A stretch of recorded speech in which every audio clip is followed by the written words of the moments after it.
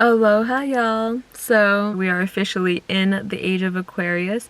You know, going by calendars isn't really something that we should really be focused on, which is why I feel like the Great Conjunction brought a lot of awareness of astrological cycles to people, because it's the information age and information spreads from one point of the planet to the next super fast, and that's how we activate the light grid. Because when you have like people tuned into the EtherNet, which is literally like an energetic thing as well as a physical thing, where you need AI, like computers and Wi-Fi and fake technology that we're still using from the Iron Age to connect with people from around the world. But really, this is a stepping stone to where we're going, because in order to be able to access the light grid, the 144,000 of us, so the ether is the element of spirit, and its platonic solid is the dodecahedron, which is the 12-sided platonic solid.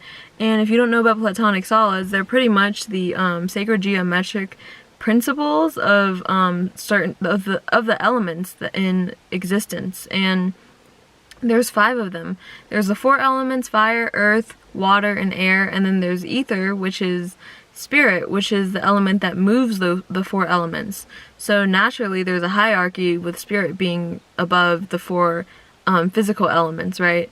So knowing that the platonic solid for ether is a dodecahedron, which is 12-sided, platonic solids are equidistant, so all the sides are the same length, and then from the vertex point to the center point, it's the same distance as well.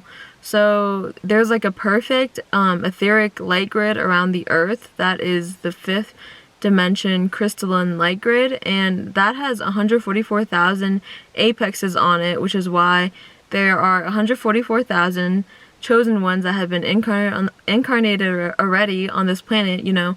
It's called Gen Z.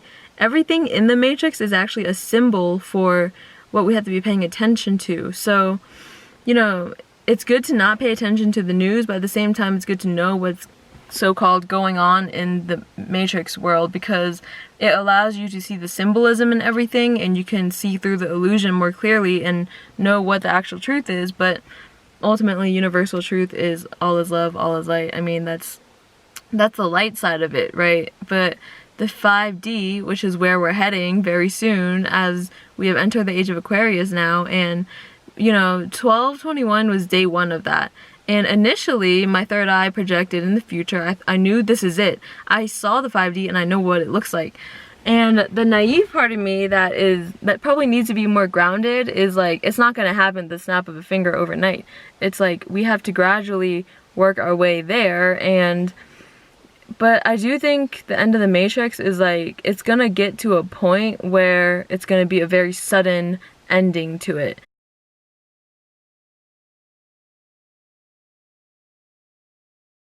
We're actually just at the starting phase of the Matrix falling off, because now is like officially like the time has started. Yeah, I was just thinking about how it's called Gen Z because they're like the last generation to incarnate of the 144,000 chosen ones, which are the indigo, the older generation indigos, and the crystals and the rainbows. And the rainbow children is like the prophesized like rainbow warriors in the Hopi prophecies, talking about the return of a generation of people on the planet of all different races and backgrounds, and they have this spiritual connection with rainbow, representing the rainbow of the chakra system in our bodies, right?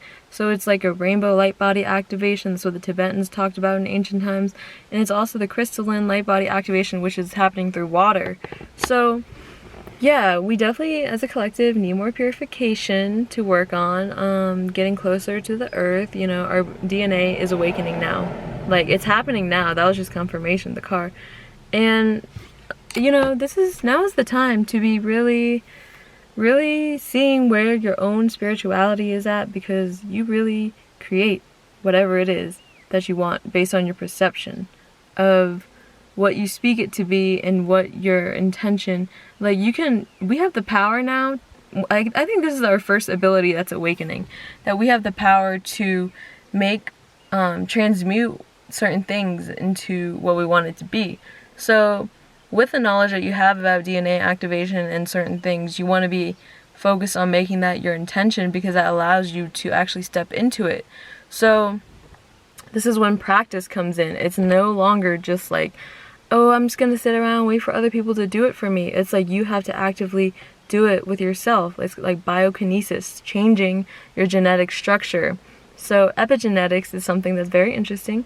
It's pretty much like, you know, we have junk DNA that accounts for what, 97% of so-called DNA strand, and science only focuses on the physical genotype that comes from the DNA, and that's like what, like 1%, 3%, I don't remember, but you gotta look at the junk DNA, the so-called junk DNA, because it accounts for non-physical things, and this is where you're able to make it whatever you want it to be. So yeah, that's what DNA activation is. It's waking the dormant parts of your DNA that they told you, the Matrix programmed you to believe that it's something that it's not. What the hell is that? Okay, well, I'm logging off now. Thanks for tuning in today. If you learned something new, give this video a thumbs up. Leave me a comment if you have any questions that are thought-provoking. Or, yeah, have an amazing, peaceful day. I hope. Yeah.